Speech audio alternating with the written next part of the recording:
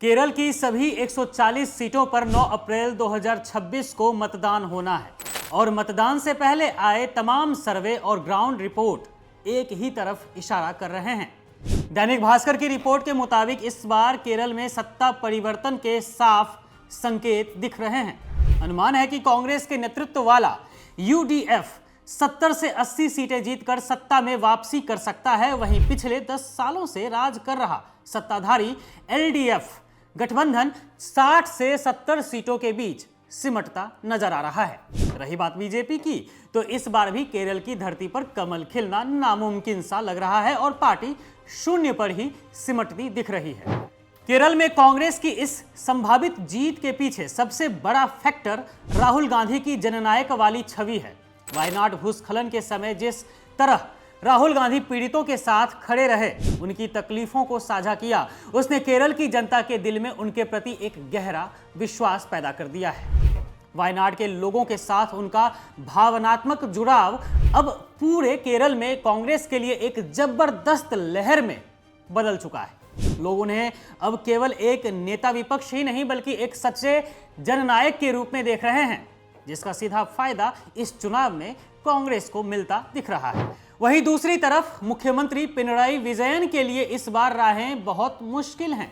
लगातार 10 साल तक सत्ता में रहने के कारण सरकार के खिलाफ भारी एंटी इनकम्बेंसी यानी सत्ता विरोधी लहर साफ देखी जा सकती है। प्रशासन पर पकड़ होने के बावजूद जनता के बीच बदलाव की छटपटाहट है, जिसका पूरा लाभ कांग्रेस उठा रही है। बीजेपी की बात करें तो स्थानीय निकाय चुनावों में मामूली बढ़त के बावजूद विधानसभा के दंगल में वह कहीं टिकती नजर आ ही नहीं रही है। बीजेपी करीब 20 से 25 सीटों पर संघर्ष तो कर रही है विधानसभा चुनाव में, लेकिन यह संघर्ष भी कांग्रेस के ही पक्ष में जा रहा है।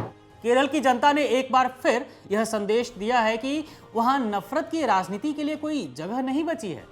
बीजेपी की तमाम कोशिशों के बाद भी केरल में उनका खाता खुलना इस बार भी लगभग असंभव है। केरल का राजनीतिक इतिहास गवाह रहा है दोस्तों कि यहां की जनता बदलाव को पसंद करती है। कांग्रेस के लिए यह जीत इसलिए भी खास है क्योंकि वह 10 साल के लंबे इंतजार के बाद सत्ता के करीब है। इससे पहले साल 2011 में कांग्रेस के नेतृत्व वाले यूडीएफ ने केरल में सरकार बनाई थी।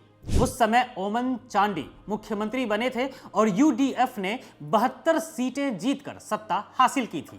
हालांकि 2016 और फिर 2021 में वामपंथी गठबंधन एलडीएफ ने जीत दर्ज की, जिसने केरल के दशकों पुराने उस ट्रेंड को तोड़ दिया था जिसमें हर 5 साल में सरकार बदल जाती थी। लेकिन अब 2026 में परिस्थितियां फिर से कांग्रेस के अनुकूल दिख रही हैं। 1977, 1982, 1991 और 2001 में भी कांग्रेस ने केरल में अपनी धाक जमाई थी और अब एक बार फिर राहुल गांधी के नेतृत्व में कांग्रेस उसी गौरवशाली इतिहास को दोहराने की ओर बढ़ रही है। केरल में 10 साल का वनवास खत्म होने को है और ग्राउंड रिपोर्ट बता रही है कि 9 अप्रैल की वोटिंग केरल में एक नए राजनीतिक अध्याय की शुरुआत करेगी, जिसमें कांग्रेस का दबदबा साफ नजर आएगा।